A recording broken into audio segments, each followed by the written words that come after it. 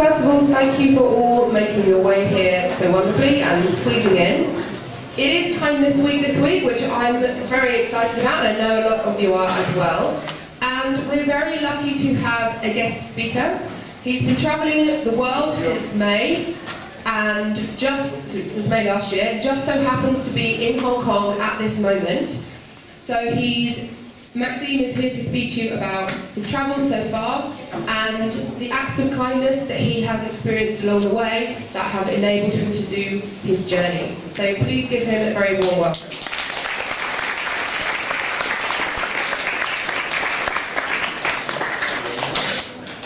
Thank you very much. So my name is Maxime, I'm 23 and I come from France.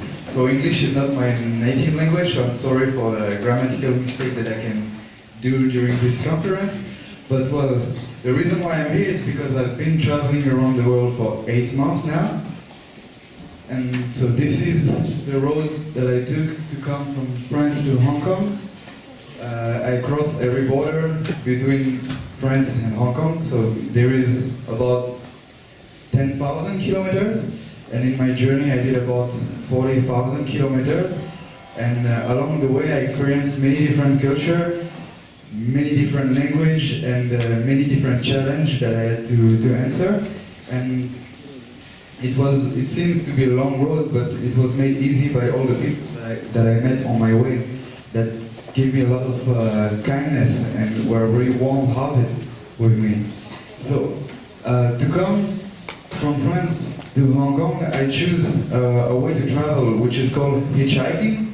Maybe some of you have already heard about it. Hitchhiking consists of asking a stranger for a ride. So maybe you've seen it in movies or on TV. Probably not in Hong Kong. I don't think you've seen so many of people asking for a free ride in Hong Kong. So for those who don't understand what is hitchhiking, I will explain to you the concept. Basically, I'm going on the side of the road, for example, on a highway, and I'm just standing there and I'm asking people if they're going in my direction, if they can just help me to go a little bit further for free, without any exchange of payment. So, in reality, I'm often on the side of the road, trying to stop every car I can and try to ask them if they can help me. So this was in China, for example. So yeah, basically in reality it's what I do. I'm always on the side of the road trying to ask a stranger to help me in my journey. So I can head up in some situations. This is some photos that I choose to take inside the car with some driver along my way. So this was in some countries, this was before in Kazakhstan, this was in Iran. This was in China, this was in Guangzhou, just before I came to Hong Kong. So along the way, I met many strangers, and I didn't know any of these guys before they stopped for me. So sometimes some really crazy situation. This is a sidecar. This is one of my most original rides. This was in Europe. So you never know who's gonna stop. This was the police that stopped for me and helped me. This was in Central Asia. I even got an helicopter once when I was in Georgia, because I was deep into a remote place in the mountain and the road was completely broken by a landslide, so I had to be evacuated by the army of Georgia, which is a country in Europe. And so I took an helicopter for the first time of my life. That was a really nice experience. Yeah, so that was in China, really original way of transportation. And this is also a nice story. This was in Iran, which is in a country in the Middle East. This person stopped for me, and he could not really speak English, and I could not really speak his language, but after maybe 5 minutes, I understood that he wanted to invite me to his home. Despite we never talked to each other, we never knew each other, but he really wanted to offer me a meal. And then he told me that since he was a kid, his dream was to have a tourist in his house and to offer a meal to his tourists. So I was glad that I accepted his invitation and realized his dream, I guess. So this is why the stranger helped me a lot on my way. and made this whole trip possible. This is person like him. Without person like him, I could not travel. I could not even make 1 week. And so far, it's been 8 months. So it's only because of kindness and people who are helping me along the way. So this was the first night. I was still in France.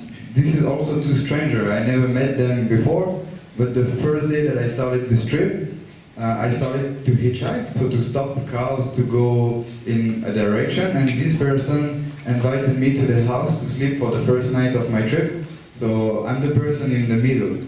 I changed a bit since, maybe lose some weight and maybe more hairy, let's say, but this is the first time I was invited to sleep at someone's house that I never met before, and it was the first in many different occasions, because along the way I always try to avoid to go to any hostel or any hotel, so my budget accommodation was really low.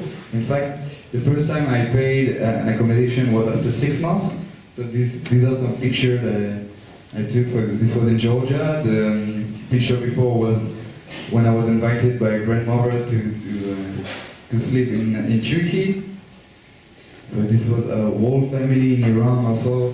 So a lot of, in every country that I've been to, people have always been really hospitable, and they were really excited to know what I was doing on the side of the road, and they wanted to understand what was my travels. For example, this is in a museum, and this was in China, in Chengdu, when I arrived. Also along the way, that was a great experience about the cultural exchange, because I went through many different cultures between Europe and Hong Kong. There is, well, I crossed about 26 countries to come from France, my home country, to Hong Kong, and there is many differences when you cross from a country to another. Sometimes you don't recognize. So this was a huge challenge for me to be able to communicate with people that often didn't speak English or French, but you don't always need to share the same language to communicate. Often you have to just smile. Just a smile is enough, even if you don't share the same language. This is in I wanted to illustrate the challenges I had to confront, for example, in Chinese temple or in a cathedral in Europe. This was in a mosque, also in Afghanistan. This is in Hong Kong. Maybe you recognize, where is it? It's Wong Tai Sin. Yeah, so yeah, this is traditional local dress in Afghanistan. And also one of the most important part of my travel was the food, because as a French I really enjoy food, and it's in a travel like this it's really important to go and to discover the other culture, not to stay on some kind of Western food that I got used to it when I was a kid, but mostly go and discover what the specialties of other countries. And you can see that it's pretty appetizing. I would say it's really look good. Well, sometimes it's not so good. Maybe a bit too much ketchup on this pizza. Yeah, so yeah, many different food. Even China was really interesting. This is one of the hot pots. The first time I ever tried hot pots in Sichuan, and yeah, this was quite an experience for me, because I didn't know anything that I was eating for the first time. So good discovery. So the reason why I'm traveling is because I really enjoy this freedom that I have on the road, and the most important is in my life I just want to be happy. And one day I realized that traveling was making me really happy. So I just decided to go on the road and to see how far could I go. And when I started this trip, I didn't have the objective to come from France to Hong Kong with hitchhiking or that low budget. I just wanted really to experience something, to travel and to see how far was my body and my brain able to go. And this trip was all about, let's say, taking off my living all the time, and for that reason, yeah, I have to thank the many strangers and many foreigners that helped me on my way, because without them I could not have done anything. And so this is in some situation that I've been all the climates through these 8 months: snow, desert, sunshine. And also I had the chance to experience some really beautiful landscape all around the way. So yeah, this is in Junary, in Iran. And also this was in Kazakhstan. This was really cool, so I didn't stay that long in this area because I didn't have so much warm clothes. So I went as fast as possible. And this was in Europe.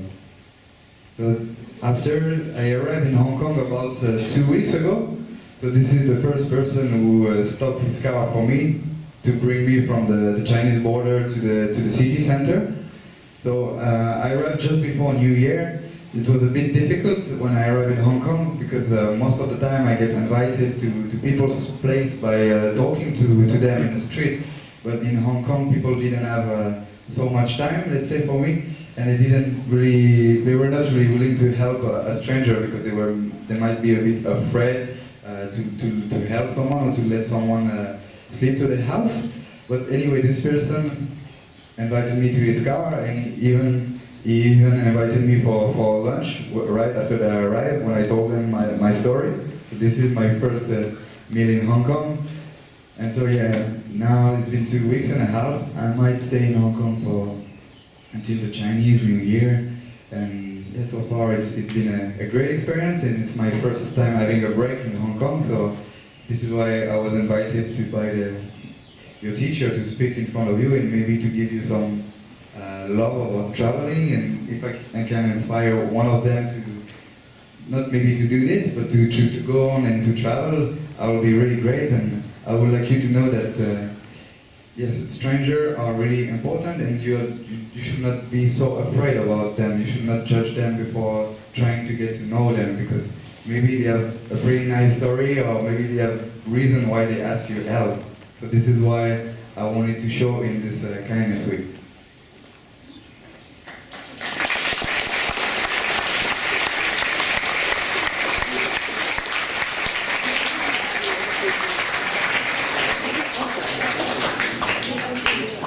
Okay guys, thank you for listening so well to that. We have a little bit of time left because I thought after hearing that story, some of you may have a few questions. I know that when I first met Maxime last week, I had loads of questions that I wanted to ask. So do we have any questions from the audience? Okay. Did you take the plane?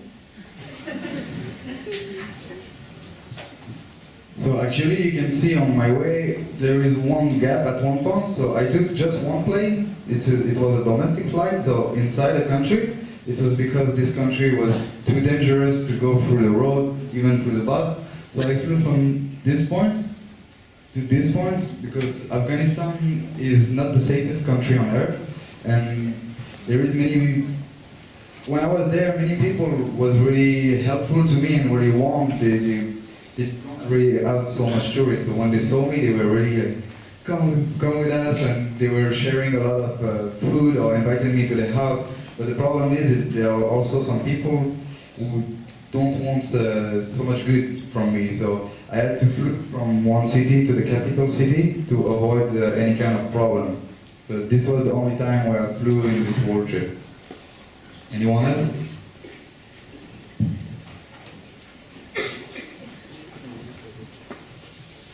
Did you ever get sick?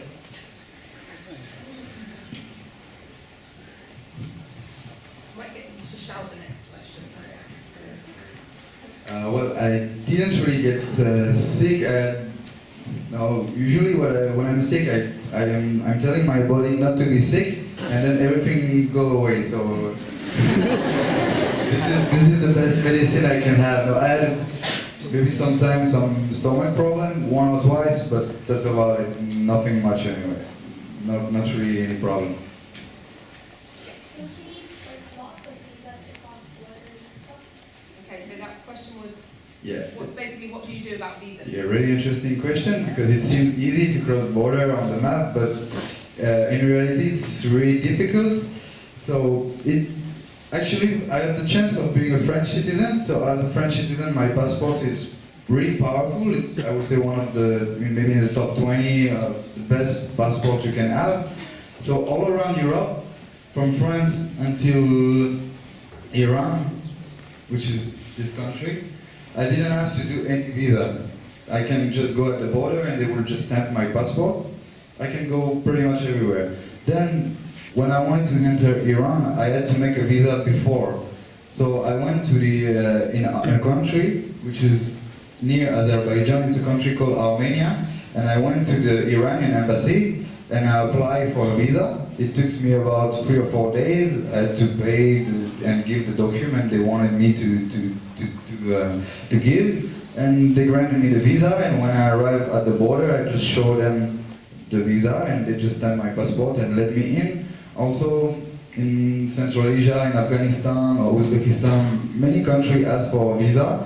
So I did most of this. For example, China also asked for visa, so I did all the visa for China and Central Asia when I was in Iran. It took me about 2 weeks because there is a lot of regulation and they ask me for a lot of documents and this and that. So, but it's the rule of the game. If I want to go to this country, I have to say to give them what they want. So it's the rule.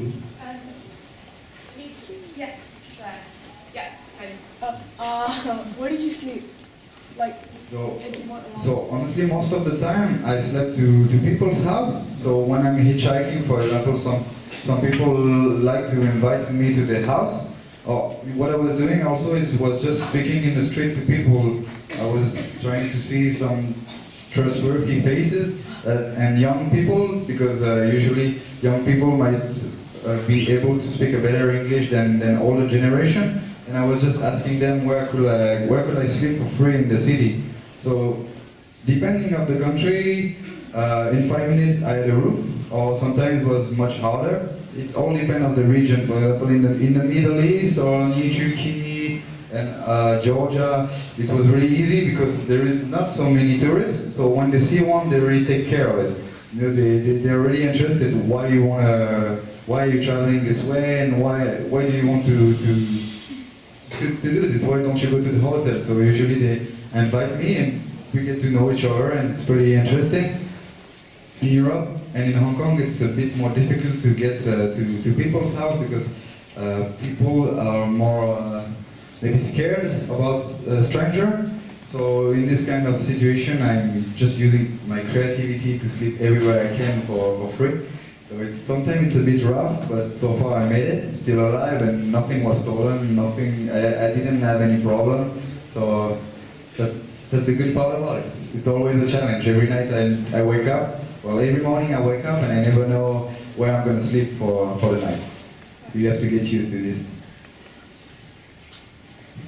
Okay guys, I can see lots and lots of hands up. So what I'm going to say is we do have to end our assembly now, but Maxime has kindly said that he has time and he can stay now, and if you've got any questions or you want to chat to him about anything that he said today, you're more than welcome just to hang back now and have a chat through break. Okay, so if you've got any other burning questions, you do have a chance to ask them. But thank you again for listening so well. Please don't start talking now. Can we please just say thank you one more time to Maxime? Thank you.